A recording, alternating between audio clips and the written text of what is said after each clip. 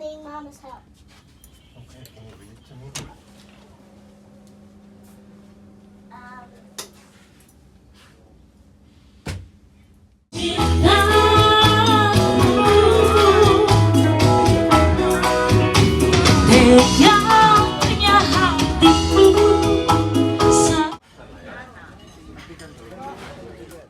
Segera meninggalkan kapal.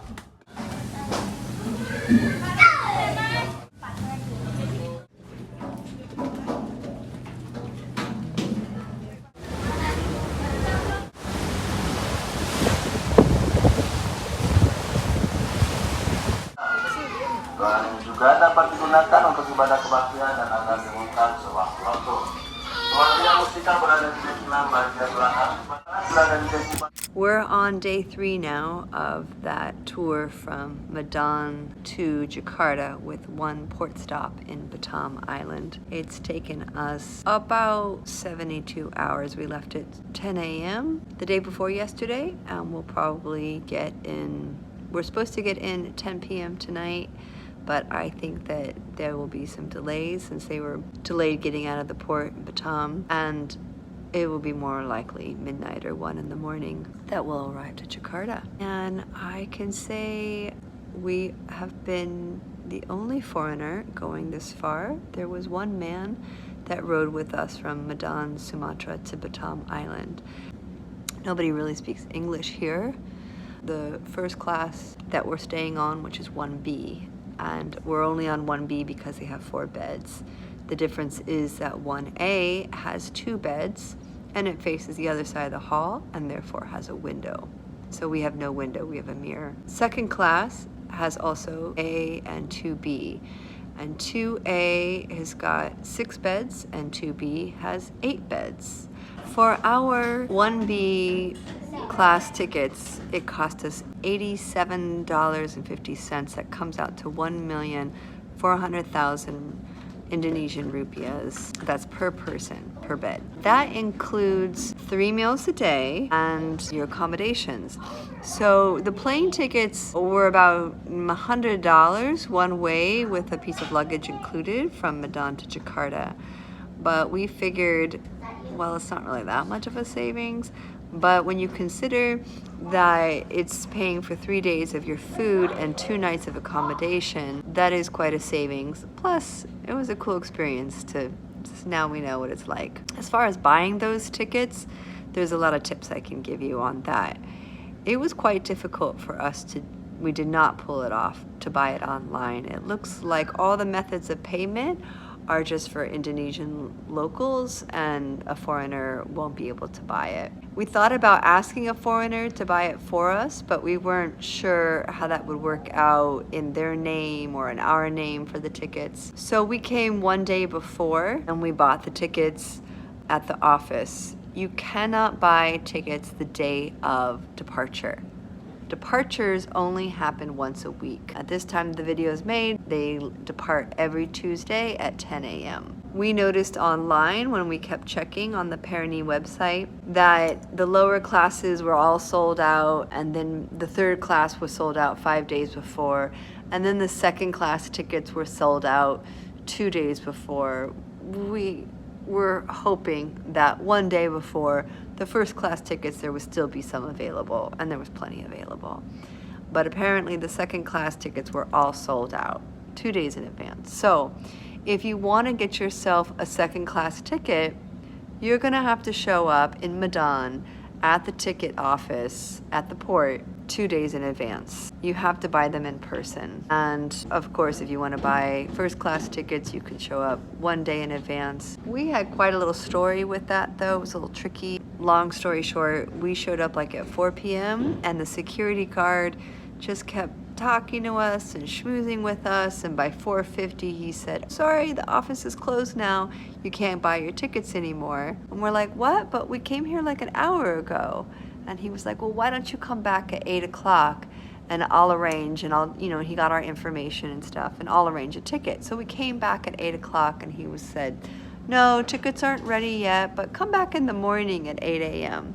And so we were like, all right. So we went back to the hotel, still not knowing whether or not there was a ticket ready for us. And I And then he shows up to our hotel, which was not very far from the ticket place. And he says that he has the tickets ready for us, like at 10 o'clock at night. And so we do it a money exchange. It was all a little dodgy. And he gave us the tickets and he said, show up. And he basically just gave us like a code to scan, like an electronic e-ticket, and told us to show up at 8 a.m. So we show up at 8 a.m.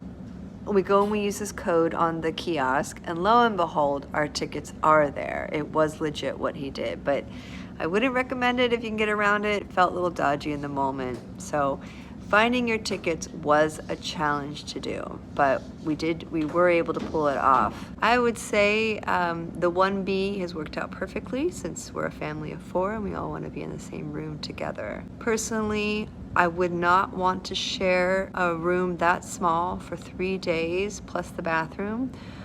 That's just not my comfort level. Maybe it is as one person staying by themselves that they don't want to spend the money. I understand. The cleanliness level is more than I had expected. It is a government ship.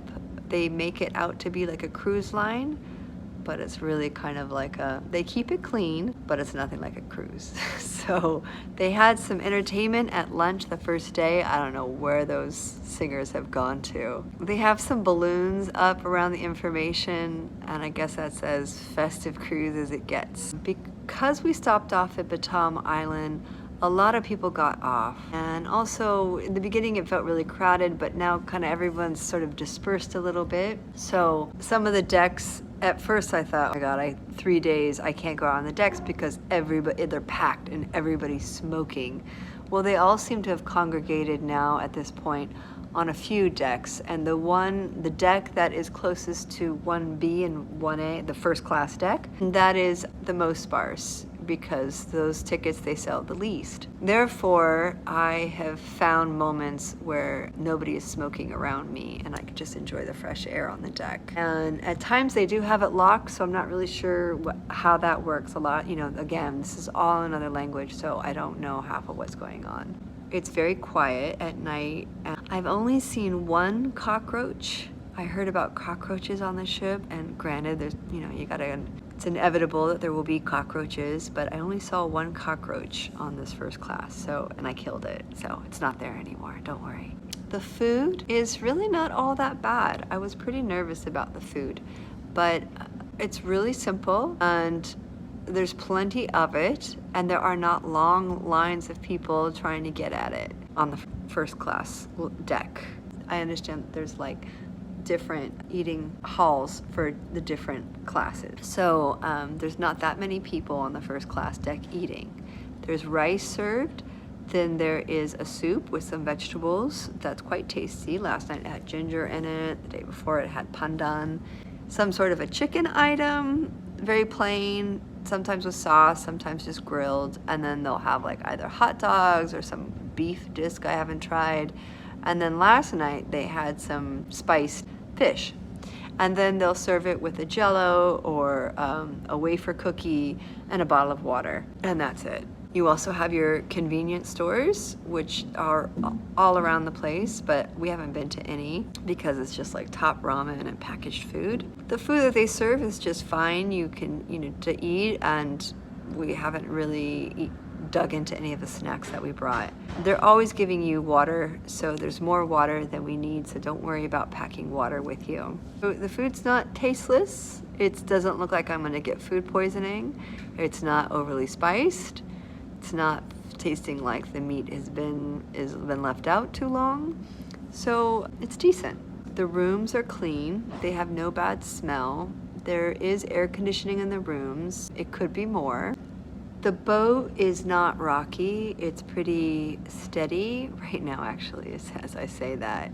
There are moments when it does start to rock a little bit and you remember that you're on a boat, but for the most part, it's pretty even. I was nervous about needing some Dramamine. I'm feeling seasick. You hear all the stories about how rough the Indonesian waters are, all the shipwrecks and lures, but no, it's pretty well balanced, and only once in a while you have that the slight lulling gets a little bit too much, but never to the point where things are falling over. We have just, things out there on our table and they feel nothing has fallen over. We don't need to secure anything.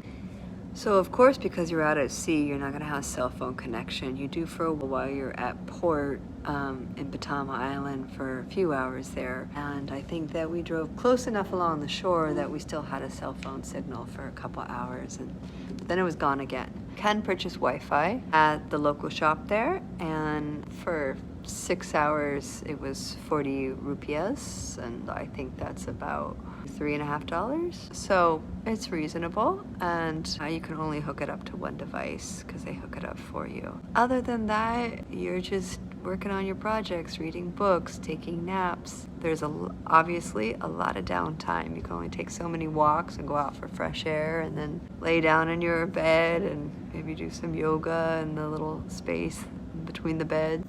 The beds are fairly comfortable and they're wider than I expected, and you have a little bit more walking space in the room than I expected. I was pleasantly surprised with the amount of room there and the way the room was set up. There is hot water in the bathroom. The bathrooms are fairly clean. The toilet's flush just fine. You have a spray hose. Bring toilet paper with you if you want.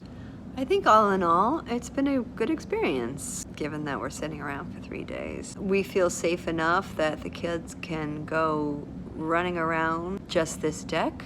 There's plenty of places for them, staircases to go play around in, and the dining corner of the dining area that they can go play in. And at first I was afraid that they would be cooped up for 3 days, but it's just fine for kids. There's plenty of places for them to run around. They know that when we get close to port, that they need to come back to us and stay close and look after each other. But I would say that it's been a fairly good experience, and if you're interested in trying it out as a way to save money versus flying from Sumatra to Java, it's a great way to go if you've got the time, but budget is. Made this video because there's just not a whole lot of information out there for foreigners to take this boat. I couldn't find any actually, so I would say maybe there's no information for foreigners. We just found one YouTube video made by a local, and it was in their language, with their expectations and such of what they're used to versus what we're used to. So I would recommend it. I think it was a fine experience and a good way to save money and an interesting way to travel and connect with the people and see how they travel and catch up on projects.